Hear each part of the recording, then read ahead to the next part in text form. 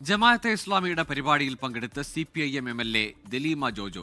ആലപ്പുഴയിൽ ഈ മാസം 11 നടന്ന പരിപാടിയിലാണ് CPIM MLA പങ്കെടുത്തത്. ചാരിറ്റി സംഘടനയുടെ പരിപാടിയിലാണ് പങ്കെടുത്തതെന്നാണ് ദലീമയുടെ വിശദീകരണം. ഞാനവിടെ കനിവ് എന്ന് പറയുന്ന ചാരിറ്റി ചെയ്യുന്ന സംഘടന അവരെന്നെ വിളിച്ചിട്ട് പറഞ്ഞു, ഒരു പാവപ്പെട്ടവന് വേണ്ടി ഒരു ആംബുലൻസ് കിട്ടുന്നുണ്ട്, അതിന്റെ താക്കോലൊന്ന് നിർവഹിക്കണം എന്ന് പറഞ്ഞു. ചാരിറ്റി ആരെന്ത് ചെയ്താലും അവിടെ മറ്റൊന്നും നമ്മൾ ചിന്തിക്കേണ്ട കാര്യമില്ലല്ലോ. അത് ചാരിറ്റി അല്ലേ. പാവപ്പെട്ടവന് വേണ്ടി എന്ത് ചെയ്യുന്നതിൽ അതിൽ എന്ത് ചിന്തിക്കാനാണ്? നന്മകൾ ചെയ്യുന്നത് നല്ലതായിട്ട് എടുക്കുക, അത്രേ ഉള്ളൂ.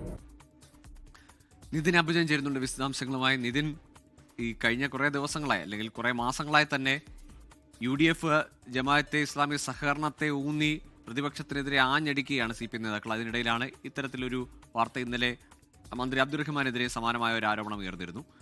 എന്താണ് ഇക്കാര്യത്തിൽ CPM എന്തെങ്കിലും വിശദീകരണം തേടുകയോ ദലീമ MLA ഇക്കാര്യത്തിൽ വ്യക്തത വരുത്താൻ ആവശ്യപ്പെടുകയോ ചെയ്തിട്ടുണ്ടോ? ഗോകുൽ, ഈ മാസം 11 അരൂര് വടുതല കനിവ് സെന്ററിൽ ഈ ദലീമ ജോജോ, അരൂർ MLA ദലീമ ഈ ഒരു പരിപാടിയിൽ പങ്കെടുക്കുന്നത്. കനിവ് ചാരിറ്റി സൊസൈറ്റിയുടെ പരിപാടിയിലാണ് പങ്കെടുത്തത്. ജമാഅത്തെ ഇസ്ലാമിയുടെ നിയന്ത്രണത്തിലുള്ള ചാരിറ്റി സൊസൈറ്റിയുടെ പരിപാടിയിലാണ് പങ്കെടുത്തത്.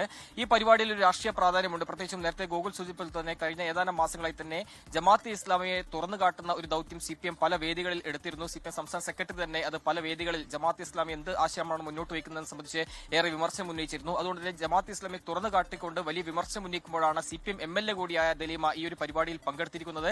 ഈ ഒരു പരിപാടിയിൽ ഇത് ജമാഅത്തെ ഇസ്ലാമിയുടെ പരിപാടി ആണെന്ന് അറിയാതെ ആയിരിക്കില്ല ചിലപ്പോൾ പോയിരിക്കുക. പ്രത്യേകിച്ചും നമുക്കറിയാം അതിന്റെ ഉദ്ഘാടകൻ കേരള അമീർ കൂടിയായ മുജീബ് റഹ്മാനാണ്.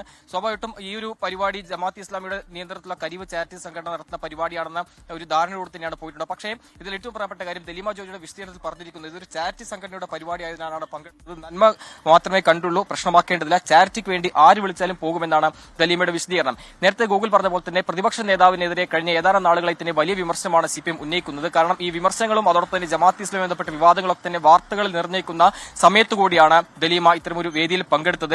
കഴിഞ്ഞ ഏതാനും നാളുകളായി തന്നെ പ്രതിപക്ഷ നേതാവിനെതിരെ ഏതൊക്കെ വേദികളിൽ CPM ഇത്തരമൊരു കാര്യം പറയാൻ സാധിക്കുമോ അവിടെയെല്ലാം തന്നെ പ്രതിപക്ഷ നേതാവിനെ വലിയ വിമർശനമാണ് ജമാഅത്തെ ഇസ്ലാമി ബന്ധപ്പെട്ട ആരോപണങ്ങളിൽ ഉന്നയിക്കുന്നത്.